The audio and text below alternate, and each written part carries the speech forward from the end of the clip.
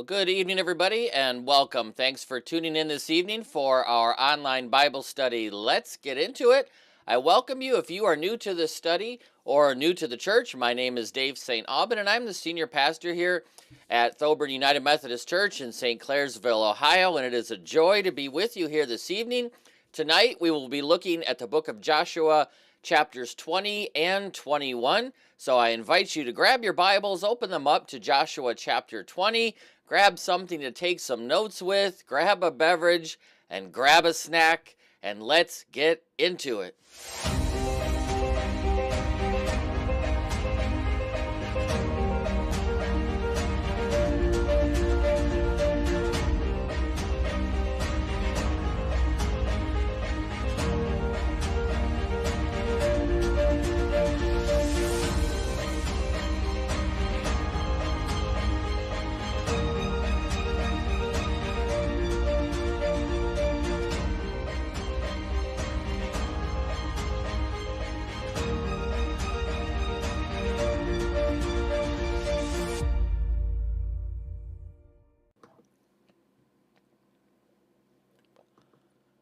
Well, again, welcome and thanks for tuning in this evening. And I pray that your day has been going well and that your week has been going well, halfway through the week now and heading towards August. Really hard to believe that. But thank you for being here tonight as we continue our journey through the Bible, a chapter at a time. Tonight, we are looking again at the book of Joshua, chapters 20 and 21. And just to recap where we have been, we are looking at the Israelites' conquest of the land of Canaan, and then we moved into occupation of the land of Canaan, starting with chapter 16, and we talked about Caleb's inheritance, and then the tribe's inheritance. Tonight, we're going to focus on two more aspects of this inheritance. We're going to look at the special cities of refuge, and then the cities or the towns that were designated for the Levites. Now, just as we saw this allotment of land, the promised land for the 12 tribes of Israel, for Caleb, for Joshua, God also set apart special cities for special purposes within the promised land. And part of that is for refuge, and part of that is for Levites, the Levitical cities. Now, just to recap and go back a little bit to the book of Numbers when we talked about this, a refuge city was a city that guaranteed the safety of anybody, any Israelite, or anybody living within the land that was seeking asylum against being killed in retaliation by an avenger of blood. You're going to see that tonight in verse 3 of chapter 20. Now, the avenger of blood was usually the nearest, closest kin of the person that died. And it was considered to be their duty to avenge the death of their family member. Now, if that death was determined to be accidental, if the accused killer, if it was determined that they accidentally caused the death of another person, they could live protected from the avenger of blood only if they stayed in that location. They could only safely return home after the death of the high priest. We'll see that in verse 6 tonight. If the accused left before the high priest died, then they risked being killed by the avenger of blood, who could kill them outside of these protected cities. And this goes way back to the book of Numbers, chapter 35, where we saw the purpose of these refuge cities. Now, if the accused was convicted of murder, then they were turned over to the avenger of blood. The avenger was to carry out the death penalty. Again, that's in Numbers chapter 35. And again, in Deuteronomy, we saw that those who killed another, accidentally or with malice, were not allowed to pay a ransom in the cities of refuge to avoid the consequences of their behavior. And that goes back to Numbers 35 as well. So let's get right into it here with chapter 20. And first, we're going to talk about these refuge cities. If you don't have a Bible, not a problem. We'll put all the verses up here on the screen and you can follow along. But let's first look at these refuge cities. Verse 1, chapter 20. Then the Lord said to Joshua, "Tell the Israelites to designate the cities of refuge as I instructed you through Moses back in the book of Numbers, so that anyone who kills a person accidentally and unintentionally may flee to a refuge city and find protection from the avenger of blood." So, excuse me, the tribal leaders within Israel formally set up 6 cities of refuge. And these came from the instructions that Moses received from God back in Numbers chapter 35. Verse 4, when the accused flee to one of these cities, they are to stand in the entrance of the city gate, state their case before the elder of the city, and then the elders are to admit the fugitive into that refuge city and provide a place for them to live among them. If the avenger of blood comes in pursuit of the accused, the elders must not turn the accused over to the avenger of blood because the fugitive killed their neighbor unintentionally. And that's what we just talked about. They are to stay in that city until they have stood trial before the assembly and until the death of the high priest who was serving at that time. Then they may go back to their own home, to the town from which they fled. Verse 7, and now we see the refuge cities. So they, the Israelites, set apart Kadesh in Galilee in the hill country of Naphtali. They set apart Shechem in the hill country of Ephraim, and they set apart Kiryat Arba, which is Hebron, in the hill country of Judah. So these are the 6 locations, the 6 refuge cities where any accused Israelite could go to for safety prior to a trial based on an accidental death. And the first 3 we see stand west of the Jordan River. Again, just for recap, Sea of Galilee here, Jordan River flowing south into the Dead Sea here, and these are the tribes of Israel, not Moab or Edom, but these here. So 3 refuge cities stood west of the Jordan: Kadesh in Naphtali, which is up here, Shechem in Manasseh, and Hebron in Judah down here. Hebron formerly being known as Kiryat Arba. Kiryat meaning city, Arba, if you recall, was a warrior within that area. So they set apart Kadesh in Galilee, and they set apart Shechem in Manasseh, and they set apart Hebron in Judah. These 3 refuge cities west of the Jordan. Then east of the Jordan, verse 8, on the other side from Jericho, which is down here, they designated Bezer in the wilderness of the plateau in the tribe of Reuben, down here, Ramoth in Gilead in the tribe of Gad, which would be up here, and then Golan in Bashan in the tribe of Manasseh, which is up here. So 3 more refuge cities set up east of the Jordan: Bezer in Reuben, Ramoth in Gad, and Golan in Manasseh. 6 refuge cities.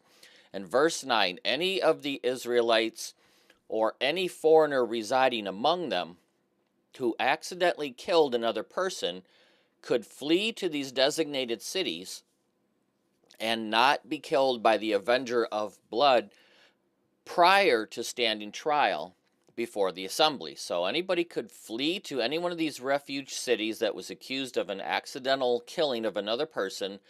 They would not be turned over to the next of kin, the avenger of blood, until there was a trial before the assembly. So the placement of these 6 cities, what this meant was that no Israelite would have to travel very far to reach one of them. You see how they are centrally located throughout the 12 tribes. And here again, we see the divine recognition of the difference between a sin and a mistake. Because even the holiest of people are fallible. Even the holiest of people can make mistakes. But mistakes are not necessarily sins. And so these cities of refuge offered an opportunity for people to have safe refuge before a trial. And what these cities typify for us is Christ, to whom all sinners who are pursued by the law of God, which decrees death for sin, the wages of sin is death. Christ is our city of refuge. And so that is chapter 20, very short chapter, but you see how it provides an opportunity for the Israelites who make a mistake, an accidental killing, to flee to a city until they receive a fair and proper trial. Now we move into chapter 21 and the cities of the Levites. So, along with these 6 refuge cities, the tribes also set apart 42 other cities for the priests and the Levites to inhabit. And this goes back to Numbers chapter 35 as well. Now, we see how these are determined by the casting of lots. Same thing that we saw last night when the portions of land, Joshua cast lots to see who would receive each portion of land. The lots didn't determine where the land was or the size of the land. That was determined by the 21 men who were sent out to survey the land. Casting of the lots just decided who received it. So we see that same thing here. So chapter 21, verse 1. Now the family heads of the Levites approached Eleazar the priest, Joshua, son of Nun, and the heads of the other tribal families of Israel at Shiloh. Remember, Shiloh is where the tabernacle was set up, right central in the promised land. And the family heads of the Levites said to Eleazar, to Joshua, and to the tribal heads, "The Lord commanded through Moses that you give to us towns to live in, with pasture lands for our livestock.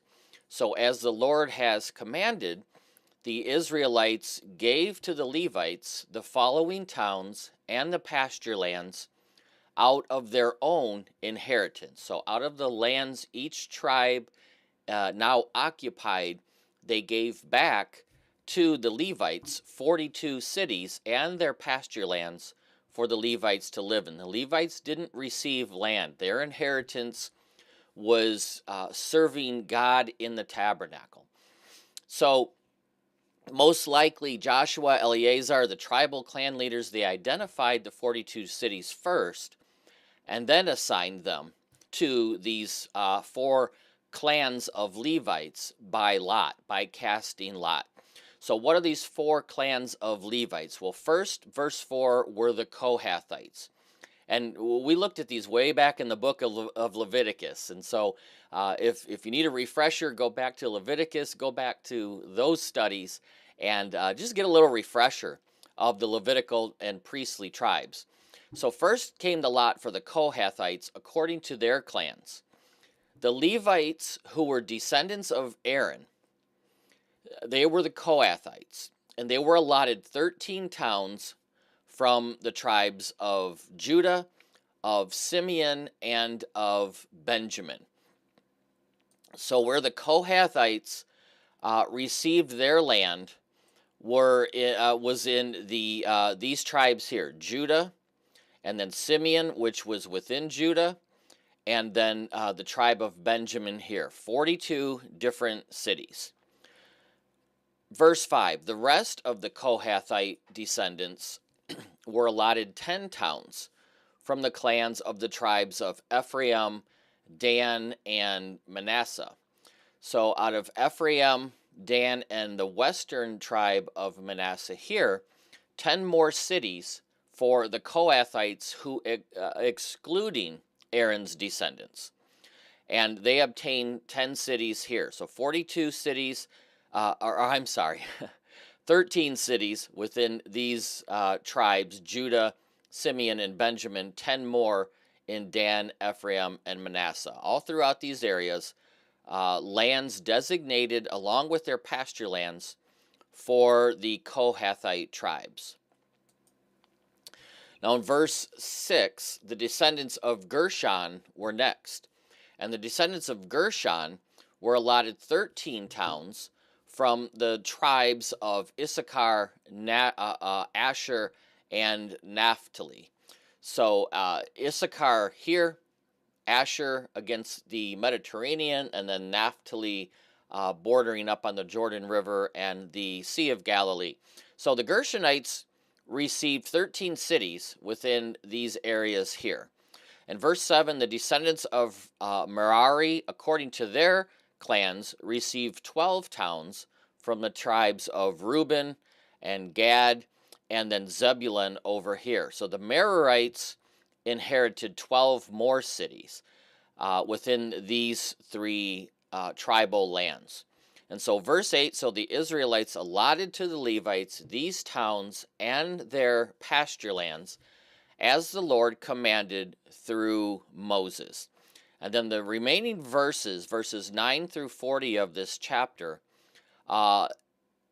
give us the names of these cities. So we'll go through these fairly quickly. I'll share some information along the way.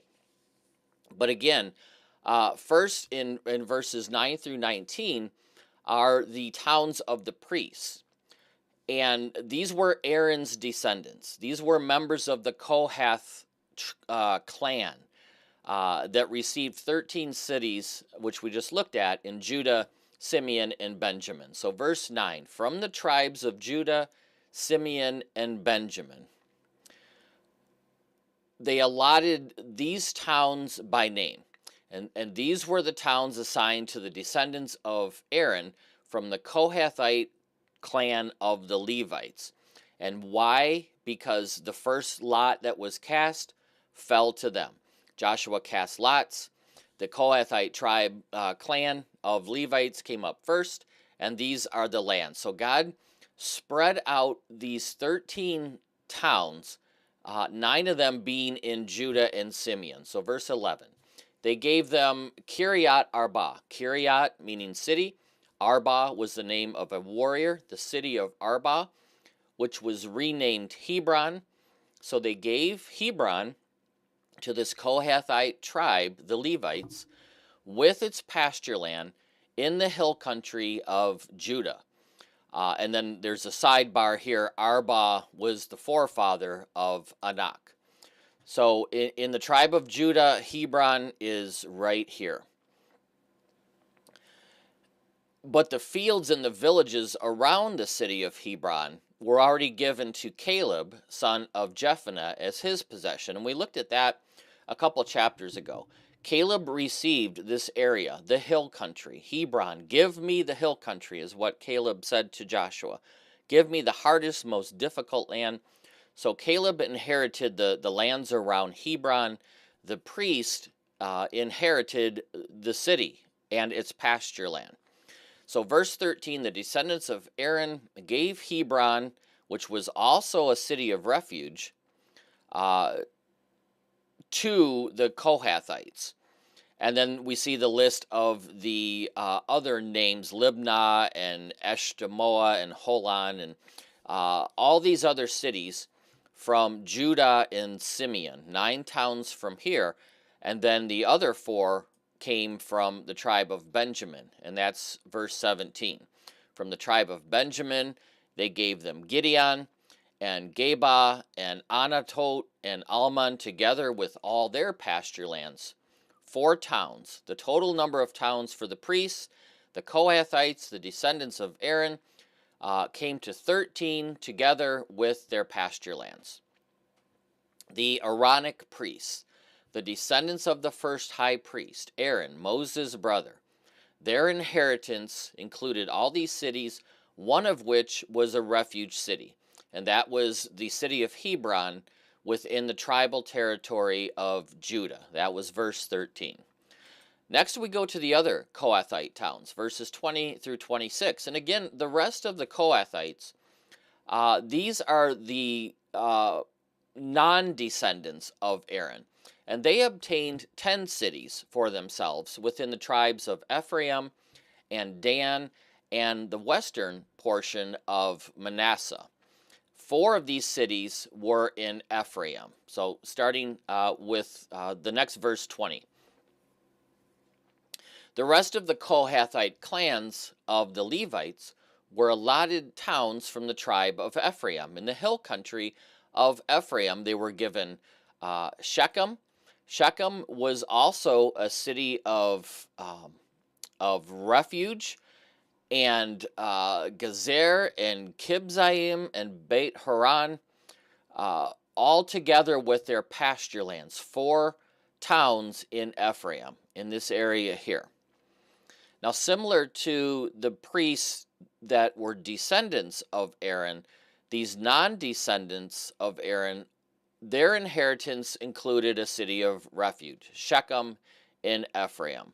So Shechem fell within the towns that were given to the priests, as did Hebron. So they've inherited 2 of the 6 cities of refuge. And then we see from the tribe of Dan, verse 23, 4 more towns. They also from Dan received El, Tekeh, and Gibbet-ton, and Aijalon, and Gath-Rimmon, together with their pasture lands, all from the tribe of Dan. And then from the tribe of western Manasseh, this large area here, they received 2 towns, verse 25, Tanakh and Gat-Rimmon, together with their pasture lands. So 10 towns within these 3 tribal lands, one of them being Shechem, which was a city of refuge. Then we come to the Gershonites. And the Gershonites received 13 cities within the tribes of Issachar and Naphtali and the eastern portion of the tribe of Manasseh. And 2 of those fell within eastern Manasseh. So verse 27, the Levite clans of the Gershonites, they were given from the half tribe of Manasseh to the east, Golan, which was in Bashan, which was also a city of refuge, and Beashterah, together with their pasture lands. And then 4 additional cities in Issachar. From the tribe of Issachar, they received Kishion, Dabarat, Yarmuth, and En-Gamin, together with all their pasture lands, 4 towns, and then in Asher, 4 more towns, Mishal, Abdon, Helkat, and Rehob, together with their pasture lands. And then in Naphtali, 3 more cities, Kadesh in Galilee.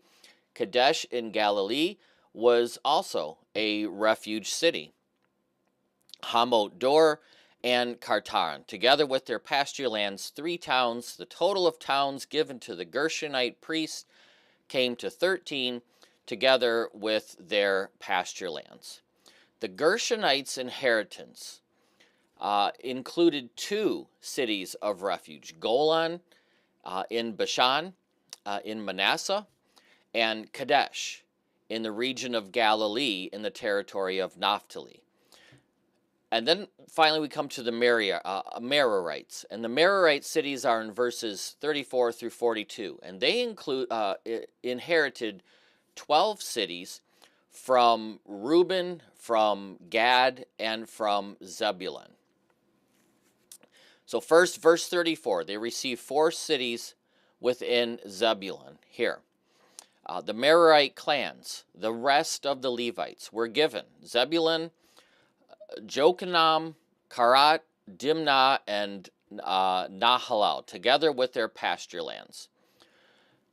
4 cities in Reuben, verse 36, from the tribe of Reuben, Bezar, Yahaz, Kedemot, and Mephat, together with their pasture lands. 4 more cities. And then 4 in Gad, from the tribe of Gad, Ramoth in Gilead, which was a city of refuge, Mahanaim, Heshbon, and Yazer, together with their pasture lands, 4 towns in all, The total number of towns allotted to the Merarite clans were the rest of the Levites, 12 cities. So the towns of the Levites, the towns of the priests, remember they had no inheritance. They didn't receive any land. Their inheritance came through serving God in the tabernacle. But they received these towns that were held by the Israelites, by the 12 tribes, totaling 48 cities in all, together with their pasture lands, and among them the refuge cities. And each of these towns, which was true for all the cities that were occupied by the Israelites, included pasture land around them. So it allowed for a means of living and providing for their families through their cattle, through their crops, and grazing for the animals. Now the Merarites, their clan inherited 2 cities of refuge, Bezer in Reuben and Ramoth in Gilead. So all of those refuge cities that fell within the 12 tribes of Israel also fell under the umbrella of the priests that lived in those cities. That was their inheritance. So in all, the Levites received 48 cities with their surrounding pasture lands, including the 6 cities of refuge. God arranged the distribution of these 48 Levitical towns in such a way that the Levites, whose responsibilities included teaching and counseling the other Israelites in the law of Moses, the covenant, they were not far from anybody. These Levitical cities, as well as the cities of refuge, were close to all the people in these 12 tribes. And the priests needed to be able to provide positive spiritual influence on the nation as a whole, so that they could fulfill their divine function of being the mediator between God and the people. That's the role of the priest. And so we see that these are gifts from God to the people, that all may be able to come to a place of refuge if necessary, and that all would have access to the priest if necessary. And then this chapter concludes with verses that outline the faithfulness of God. So verse 43, so the Lord gave Israel all the land that he had sworn to give their ancestors, Abraham and Isaac and Jacob, and Moses and the Israelites took possession of the land, and they settled there. So now they have finally settled in the promised land. And the Lord gave them rest on every side, just as he has sworn to their ancestors. Not one of their enemies withstood them. And the Lord gave all their enemies into their hands. Not one of the Lord's good promises to Israel failed. Everyone was fulfilled. So these verses conclude this account of the division of the land, which started back in chapter 13 and ends here in 21, and gives us a theological conclusion to this entire book up to this point. Some commentators regard this as the key passage to the book of Joshua. God's faithfulness in keeping his promises. And the entire book, we should really read it under the light of these last 3 verses, particularly the last verse. Because in the last verse, everything was fulfilled. All the promises had been fulfilled. There was nothing left. Now, God did not promise complete destruction of the promised land. What he promised the Israelites was that they would inherit this land based on what he gave them. There were still pockets of settlements of Canaanites throughout the land, but those would eventually be driven out by the Israelites. In chapter 23, we're going to see this. There's more of the land that the Israelites still needed to possess. In chapter 24, we're going to see Joshua urge the people to commit themselves anew to the covenant as he gives his farewell address before he dies. But the one thing I want us to look at here is verse 44, and it's rest. This is rest theology. And what is rest? Well, rest is peace. Rest is absence of war. Rest is absence of enemies. Rest is the fulfillment of God's promise in Exodus 33:14, where the Lord told the Israelites, "My presence will go with you, and I will give you rest in the promised land." And so that has been fulfilled. God has been faithful to his promises all the way up to this moment in time. He promised possession of the land. He promised rest on every side. He promised victory over their enemies. And Israel experienced all of these things to some degree. And so God had been faithful to the promises that he had made to the Israelites 7 years before as they prepared to cross the Jordan River and go into Canaan. But what we'll see in chapter 23 is that there was still much to be done, more land to be possessed, and we'll see that tomorrow. So that is Joshua chapters 20 and 21. I hope that has been a help to you, and I pray that this study has been a help to you. And tomorrow we will look again at 2 chapters, 22 and 23. We will look at the return of the eastern tribes, Reuben and Gad and the eastern tribe of Manasseh, who had traveled into the promised land to fight. Now they will be returning back to their homeland, and we'll look at Joshua's farewell speech as well. So thank you for being here tonight. I pray that you have a wonderful evening. Stay safe, stay healthy, and I look forward to seeing you all again very soon. Until then, take care, and God bless. Bye-bye.